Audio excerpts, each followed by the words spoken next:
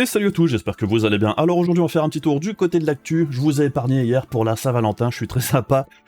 Juste après la petite sponsor, allons-y, c'est parti. Vous avez acheté ou monté un nouveau PC et vous avez besoin de clés Windows ou de la dernière version d'Office, eh bien n'hésitez pas à profiter des promos de la nouvelle année de chez Godil24. Avec 50% de réduction sur les clés Windows 10 ou Windows 11 avec le code de la chaîne VCG50. Et si vous cherchez la dernière version d'Office ou un bundle Windows plus Office, vous pouvez avoir 62% de réduction grâce au code VCG62. Et si vous descendez tout en bas de la page, le site vous indique comment utiliser leur moyen de paiement par PayPal. Mais je vais également vous montrer comment ça fonctionne. Par exemple, moi je veux un pack Windows 10 Pro plus Office 2021, je clique sur le lien, je rajoute le pack au panier, j'arrive sur la page où je rajoute le code VCG62 pour appliquer la réduction et je passe ensuite au paiement. Et pour payer par PayPal, vous cliquez juste sur continuer, vous avez ensuite un petit récap de la commande, vous faites toujours continuer. Une fois que vous arrivez sur cette page, vous cliquez sur choisir un moyen de paiement, vous cliquez ensuite sur PayPal et vous procédez ensuite avec votre compte PayPal comme d'habitude jusqu'à ce que vous ayez terminé. Et une fois le paiement validé, en quelques minutes, vous recevrez là où les clés que vous avez commandées par email ainsi que les instructions pour les utiliser. Et si vous rencontrez un problème quelconque, n'hésitez pas à contacter l'assistance qui est disponible 24 h sur 24 et 7 jours sur 7 et ils vous accompagneront en cas de problème. Tous les liens seront dans la description de la vidéo et comme d'habitude, si vous les utilisez, eh bien je vous en remercie car ça aide concrètement la chaîne à survivre. Et encore merci également à Godil24 pour sponsoriser la chaîne et cette vidéo. Alors avant d'aller plus loin, j'aimerais parler de ma dernière vidéo sur les performances sur Hogwarts Legacy, parce qu'il y a quand même plusieurs choses, j'ai l'impression que certaines personnes sont passées à côté quand même dans l'histoire. Il y a plusieurs trucs, alors déjà, du côté des performances des processeurs, ce qu'il est important de comprendre, c'est déjà que la scène qui est utilisée pour faire les tests de processeur, c'est le village à côté de l'école, et c'est très lourd du côté du processeur, mais c'est pas le cas partout dans le jeu. Pareil pour les performances GPU, je teste à l'intérieur de l'école, ce qui ressort assez rapidement les problèmes que l'on peut avoir avec la VRAM et tout ça, mais ça ne veut pas dire pour autant que le problème ne va pas être corrigé à un moment ou à un autre, hein. On voit qu'il y a des patchs qui commencent à arriver petit à petit, on voit qu'il y a des nouveaux drivers, par exemple chez AMD, qui sont sortis également. Je suis certain, quasiment que, bon, sur la longueur, tout ça, ça devrait se lisser un petit peu. Les soucis que l'on rencontre sur cette version qui est sortie le jour de la sortie du jeu, c'est amené à être amélioré au fil du temps. Alors après, je voulais aussi revenir assez rapidement sur les processeurs, puisque bon, pendant la vidéo, j'avais noté un problème avec les Ryzen. Alors en fait, il n'y a pas vraiment de problème avec les Ryzen. Le souci, c'est que le jeu de base, quand on a une RTX 4000, quand on change de config, par exemple sur une nouvelle config, par défaut, le jeu va laisser activer le DLSS et le Frame Generation, donc le DLSS 3, même si dans les options, en fait, l'option reste grisée, c'est pas actif dans les options, mais c'est actif quand même. Ce qui fait que quand moi j'ai fait mes tests de processeur après avoir benché ma config avec les différents Ryzen, je suis passé sur la config Intel, j'ai dû réinstaller le jeu et tout ça, tous les réglages étaient par défaut, je me suis pas méfié plus que ça, hein. Il n'y avait pas le DLSS ni le Frame Generation d'activer, j'ai fait mes tests comme ça avec les processeurs Intel, ce qui explique les performances bien meilleures dans le graphique que j'avais produit. Mais je me suis rendu compte du problème plus tard, et je l'ai indiqué avant même que la vidéo soit en ligne, que ce soit dans la description ou sur le commentaire qui est épinglé. Bon, apparemment, pas grand monde le lit, c'est un petit peu dommage, mais ça explique qu'en gros, il n'y a pas de souci avec les Ryzen, et les performances des processeurs Intel sont bien moins hautes que ce qui était présenté dans le graphique de la vidéo. Donc je vous montre ici d'ailleurs les performances réelles des processeurs Intel, alors avant le patch d'hier, puisqu'il y a encore eu un patch hier. Malgré tout, on note quand même que les processeurs Intel de nouvelle génération semblent un petit peu plus à l'aise sur le jeu que les processeurs AMD, mais bon, on observe aussi que dans l'ensemble, c'est pas non plus la catastrophe totale pour la plateforme d'AMD ici, même si on note quand même que l'AM5 fait ici un petit peu moins bien que le 5800X 3D. Donc bref, au final, pas de gros problème avec les processeurs d'AMD sur ce jeu-là, c'est juste que le jeu de toute façon manque clairement d'optimisation à l'heure actuelle et ça devrait être amélioré au fil du temps comme bien souvent, hélas. Et donc on repasse du côté de l'actu avec le 7950X 3D. Bon, on a vu une news hier comme quoi chez Rue du Commerce c'était passé en précommande assez rapidement à 800 €. Et bon, on s'en doute un petit peu, ça devrait être plus ou moins le tarif que l'on devrait avoir en boutique en Europe, puisque si on fait la conversion, le tarif du 7950X 3D c'est 700 $. Certes, le taux de change est meilleur qu'à une certaine époque, mais on a toujours les 20% de TVA à rajouter, ce qui nous amène à l'heure actuelle à un tarif d'environ 787 €. Si on rajoute la différence, on arrive effectivement à environ 800 €. Ce qui reste relativement cher, on est plutôt d'accord. Mais c'est vrai que par rapport à l'époque où le 7950 X classique avait été lancé, on était plus aux alentours des 850 €, donc le taux de change est un petit peu plus en notre faveur à l'heure actuelle, ce qui explique que le 7950X 3D est un petit peu moins cher que le 7950X à l'époque.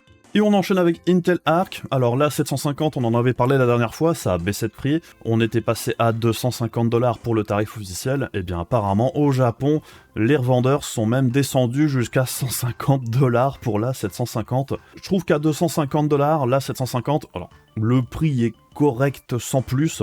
Pour moi, hein, le gros problème des cartes Arc à l'heure actuelle, c'est que même si les drivers se sont beaucoup améliorés depuis la sortie, ça reste quand même une carte avec des performances bancales dans pas mal de moments, dans pas mal de jeux un petit peu plus anciens, et au niveau du frame time, c'est toujours pas parfait, donc pour moi, il y a toujours trop de problèmes pour justifier un prix similaire à une carte des concurrents, et ça reste le cas à l'heure actuelle, à 250$, en face de la RX 6600, et pour à peine plus cher, on peut trouver la 6600 XT par exemple.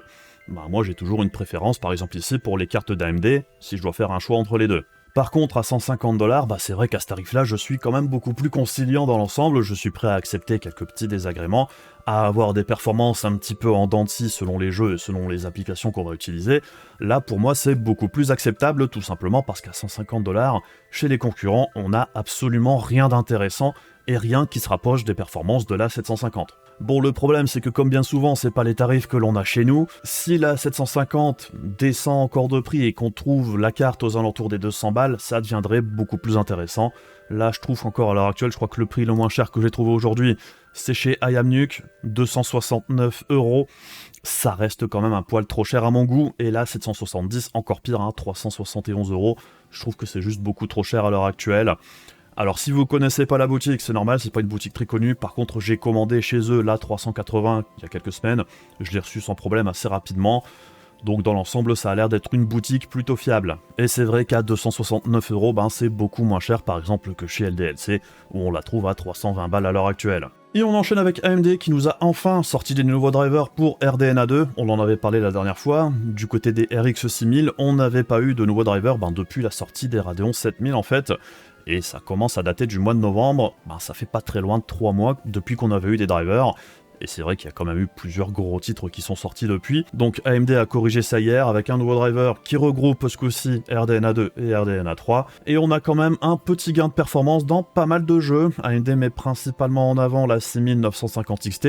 Et c'est vrai que cette augmentation de performance, ça concerne principalement RDNA 2. Apparemment, dans le driver, AMD a également amélioré la qualité d'image en streaming en H265 et H264. Je sais pas ce que ça donne au niveau de la qualité d'image. AMD rappelle également qu'il y a le support de l'EV1 pour les RX 7900 dans OBS, mais on attend toujours que les plateformes de streaming, principalement Twitch, acceptent l'EV1 pour qu'on puisse enfin s'en servir. Dans l'ensemble, c'est un très bon driver de la part d'AMD.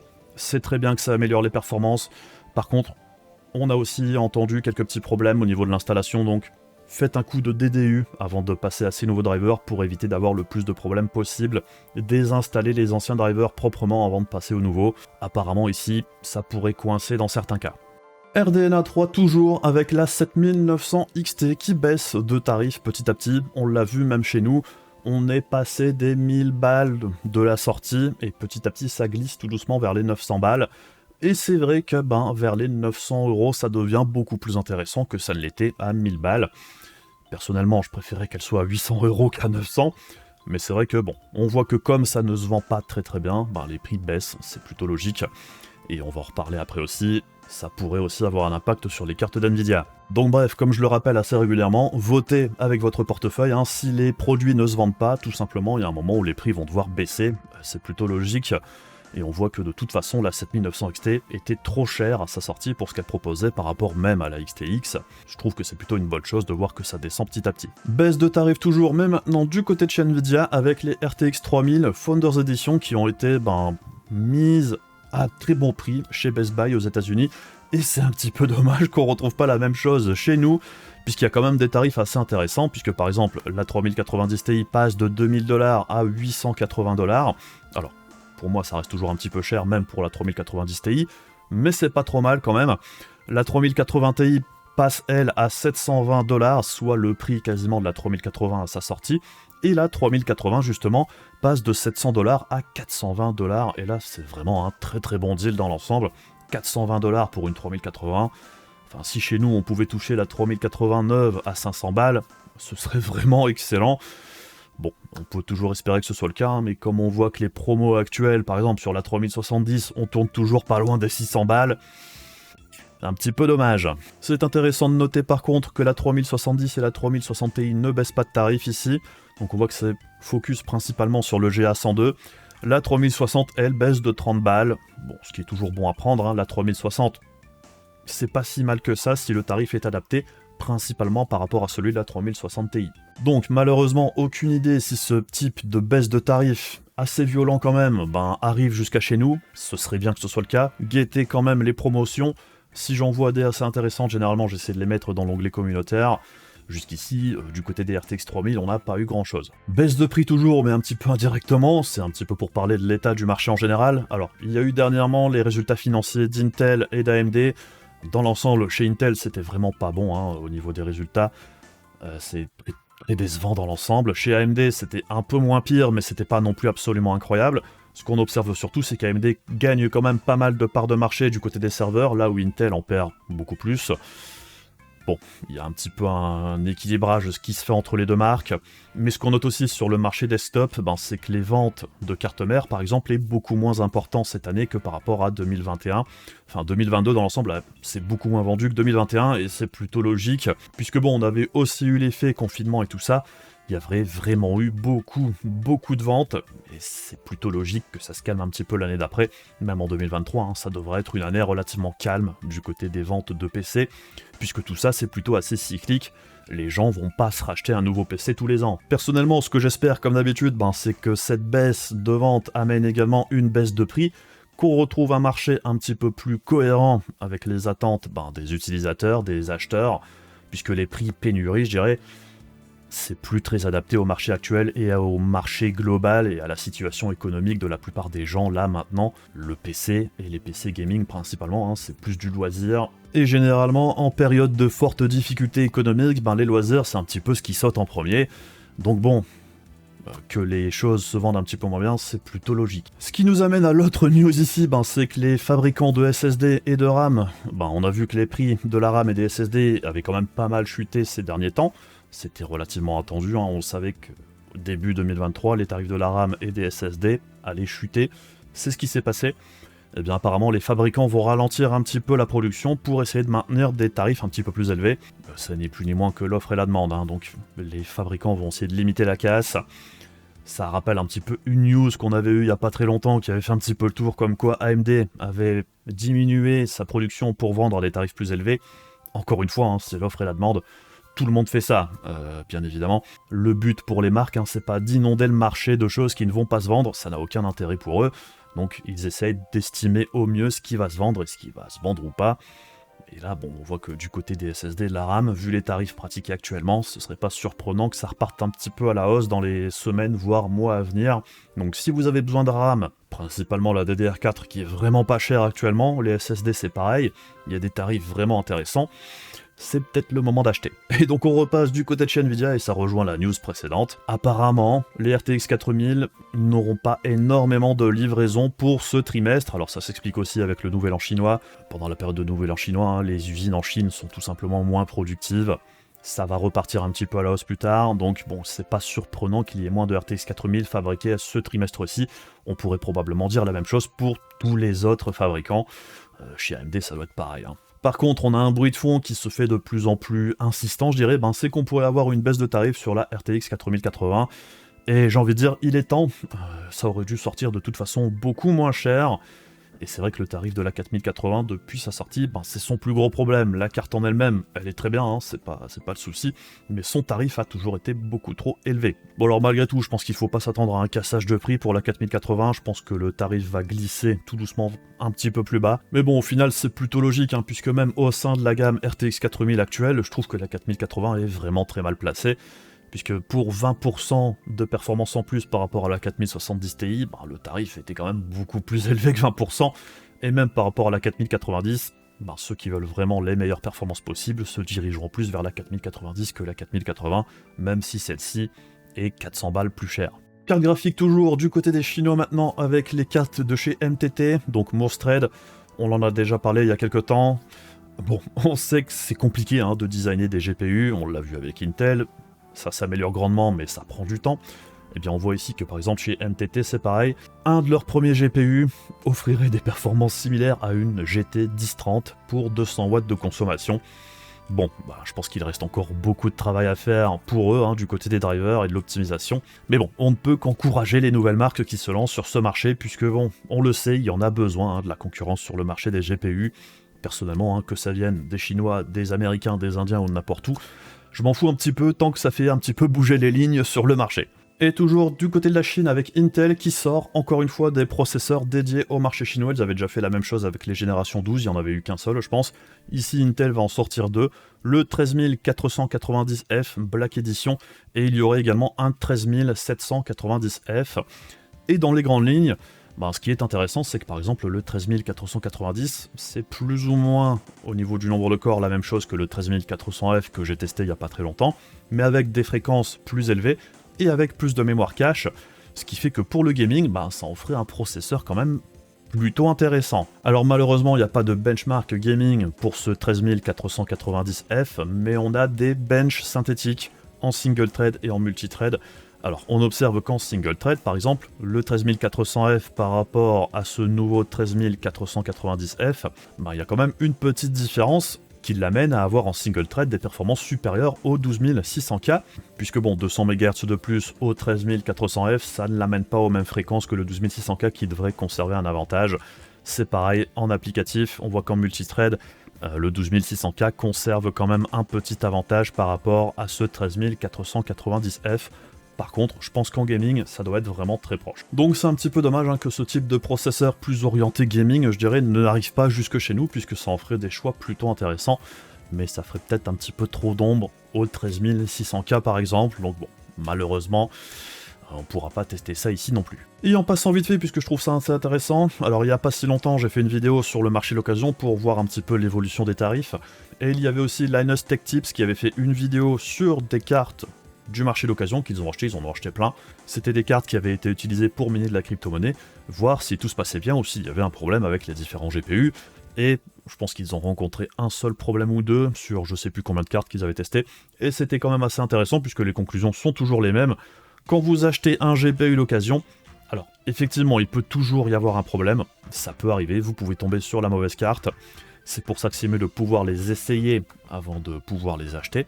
Mais quand c'est pas le cas, il faut essayer de prendre le plus de précautions possible. Déjà de faire en sorte que la carte soit toujours sous garantie. Si c'est pas le cas, je dirais que dans ces cas-là, c'est mieux de pouvoir la tester. Ou par exemple sur eBay, ce qui est intéressant, c'est que si vous avez un problème, c'est beaucoup plus simple de se faire rembourser que sur le Bon Coin par exemple. Mais bon, encore une fois, ce qui est intéressant ici à noter, c'est que le marché de l'occasion, faut pas en avoir peur, il faut être vigilant, il faut prendre des précautions. J'avais fait une vidéo sur le sujet il y a quelques temps, mais si vous faites vraiment attention à ce que vous achetez, la plupart du temps ça va bien se passer, il n'y aura pas de problème, et vous pouvez avoir des GPU à des tarifs vraiment très intéressants, donc je pense que ça vaut le coup d'y jeter un œil. Et on passe maintenant du côté des rumeurs, et on a eu la semaine dernière une photo de l'AD104 qui serait la future 4070, donc voilà la photo. On s'en fout, ouais, on s'en fout.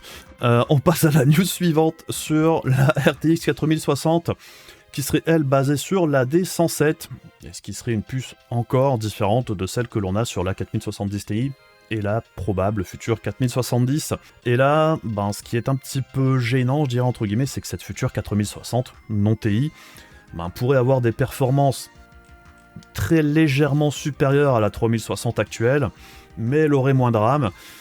Le seul gros avantage, je dirais, par rapport à la 3060 actuelle, c'est qu'elle consommerait moins et qu'elle aurait le DLSS 3. Mais le DLSS 3, encore une fois, sur des cartes qui ne produisent pas énormément de FPS, c'est un petit peu moins intéressant dans l'ensemble que sur des cartes qui en produisent plus. Bon, je vous invite à vous renseigner sur le DLSS 3 pour voir pourquoi. Mais c'est vrai que dans l'ensemble, si cette future 4060 sort à un tarif même supérieur à celui de la 3060 à sa sortie, pour au final des performances à peine supérieures, et peut-être pas dans toutes les conditions, ça va être quand même assez compliqué, je pense, à faire avaler la pilule encore une fois. Et en parallèle de ça, on entend aussi parler de la D106, et la D106, ce serait la puce qui équiperait la 4060 Ti, qui serait encore une fois une puce différente de celle qui équipe la 4070, et différente aussi de celle qui équipe la 4060. Donc, c'est encore un petit peu plus compliqué que sur la génération précédente ici, et c'est clairement un découpage totalement différent. Et ce qu'on entend dire de cette AD106, c'est qu'au niveau des performances, on devrait avoir quelque chose qui serait plutôt proche de la 3070, voire de la 3070 Ti. On serait plus ou moins dans ces eaux-là, ce qui n'est pas trop mal dans l'ensemble. Reste encore à voir le tarif qui est demandé pour ce type de carte. Puisque bon, c'est pareil, on verra au moment de la sortie de la 4070 à quel tarif ça va être vendu. Est-ce que ce sera intéressant ou pas? Vu la tendance qu'on a eue jusqu'ici, on n'en attend pas grand-chose. Et en parlant de DLSS, alors Nvidia a sorti un nouveau SDK pour le DLSS, le Super Résolution, donc c'est le DLSS classique. Alors je pense toujours qu'ils auraient dû appeler le DLSS 3 autrement, puisque ça apporte confusion, je trouve, plus qu'autre chose. Le DLSS 3, ça aurait dû simplement s'appeler le Frame Generation, mais non pas le DLSS 3, mais bref. Le DLSS classique, le DLSS 2, nouvelle version.